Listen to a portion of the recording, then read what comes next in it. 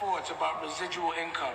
So for me, making content and doing it well and being able to monetize it, like not just making something that, only lasts a day, something people want to see for the rest of their lives, something that people will pay for.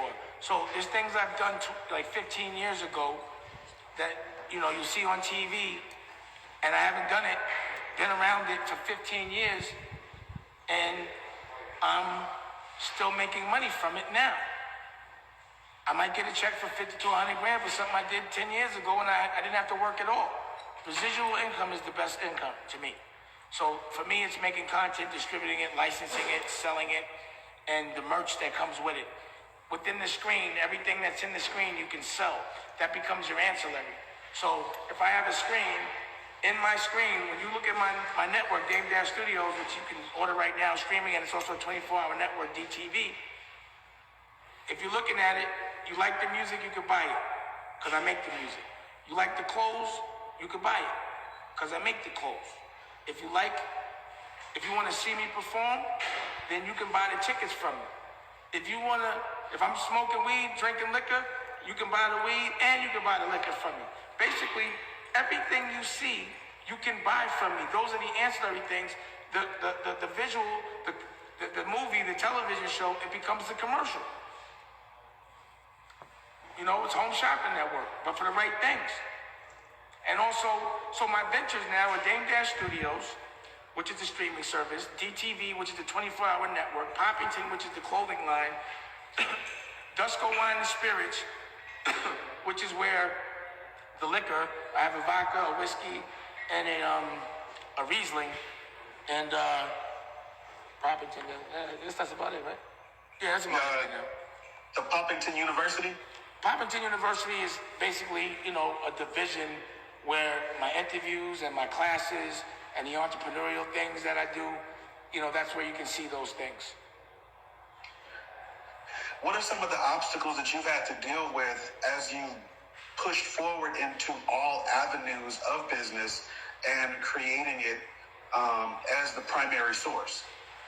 Waiting for people to catch up. Like I have ideas that are always 10 years ahead, so I have to wait for industry and consumers to get sophisticated. So I've been doing streaming and talking about it since 2005, you know what I mean? But once I saw the internet, I knew it was gonna happen. And that's why I stopped everything and started investing in content and learning how to make it quick, fast, cheap, and good.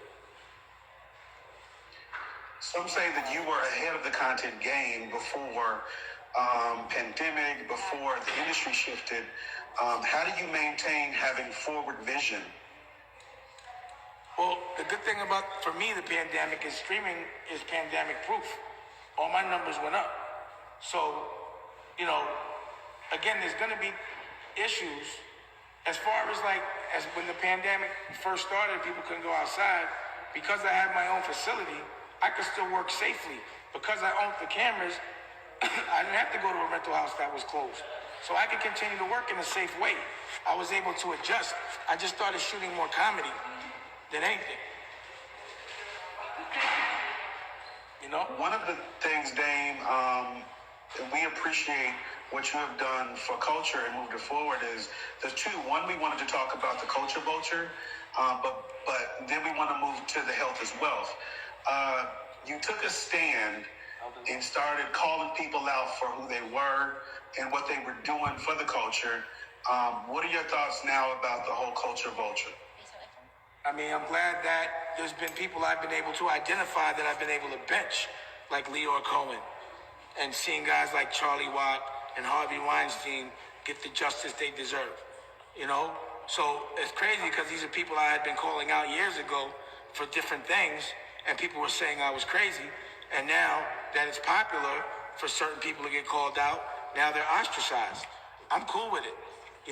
I'm glad that there's a certain awareness and that I've made it all right to call people out. See, the reason why people look at me like I'm a unicorn is not because I call people out, it's because I call white people out. And it's crazy to me that we're so programmed to fight each other instead of them. I just don't get it. And I never got it. I'm not fighting my brother. I'm going to fight him. That's the one that's messing with me. But why are we programmed to fight each other? Why are we programmed to look at them like the plug and to protect them like the plug? We're the plug. And I've always had that awareness. Of course they're gonna tell us we're not the plug, even though we are. So that they can pretend they're the plug. So they can still pretend they can tell us what to do. I just would be like, what are you doing telling me what to do? I'm the plug. What do you think? What are you talking about? How you gonna tell me what to do and I can smack the shit out of you? I can dance better than you. I can play every sport better than you. I'm smarter than you. Well, I can take your girl. How could you try to tell me I need you? Why should I protect you? And when I would get into business with certain people like Leor Cohen, the first thing he asked me to do was fight another black man for him. And I said, I don't see you fight nobody for me. Why would I fight another guy from my culture for you? And you, I don't work for you. You trying to make me think I need you enough that you're going to send me to do your dirty work? I suspect you must be doing this to everybody. I'm putting you out of business. What is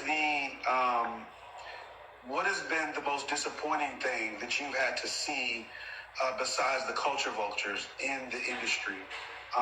You had a chance to speak out on that, but what are some other things that you haven't had a chance to really deal with or should we be aware of? It's just disappointing to see your friends sell out for a bag. Sell out their culture for a bag. Like, I don't respect you if you have to cross your friends to get where you gotta go. I don't care how much money it looks like you got. You cheated and you a sucker for that. And I don't do that. That's not a real W. I could have been did that. I don't do it.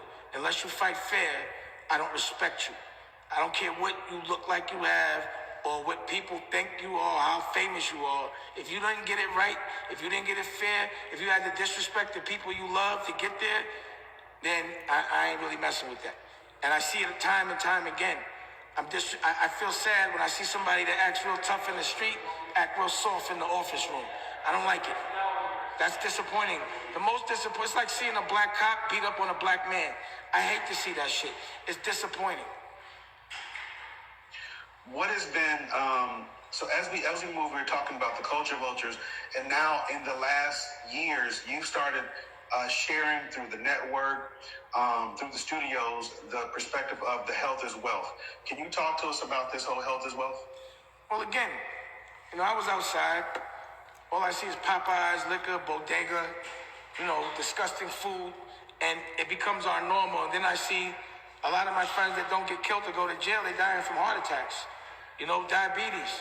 Just understanding that the food they give us, the food they think is all right with all the GMO and the negative and all the preservative, is killing us fast. It's the number one cause of cancer, meat, and diabetes. And real wealth is being able to laugh, run around healthy, being able to enjoy your life. It don't matter how much money you got. If you can't breathe and you hospital or bedridden or dead, you broke. If everyone around you is dead or unhappy or you're unhealthy, you're broke. So health is the real wealth. My girl, Raquel, wifey for lifey, she takes real good care of me. I'm veganish. I'm more vegetarian right now because I've been eating a little cheese, but a little bit, but for reasons. But she's been taking good care of me, and it's not hard to care. And I just want people to see what it looks like when you care about yourself. I want the new aspirational to be taking care of your health, getting help mentally. Therapy is important to me. I have Healing is Gangster, and also learning how to cook, learning how to grow, learning how to be self-sufficient is more healthy, it's more sustainable. And to me, that's real wealth. And I do it. So I don't like to hide. I'm going to show you. I'm going to show it to you. I'm not going to hide it. I want everybody to win. So that's what the network is. The network has a point of view. It's not about distractions. Like most of the programming you see is to distract you from a life you hate, and it's to make you glorify other people's lives and things that hurt us as a culture. This programming is to make you focus on self-awareness, focus on what you have the ability to do. And if you don't, I will show you how. Focus on therapy, love, and if there's some real gangster shit that's going on, it's going to be something that we're going to learn from. We're not going to glorify it. We're going to see exactly how it felt when it all went down, the recourse, the collateral damage, So it's a network that I call not programming, it's deprogramming. So we won't be distracted and we will be able to be happy, because what I notice is 90% of the world is depressed, and I'm not.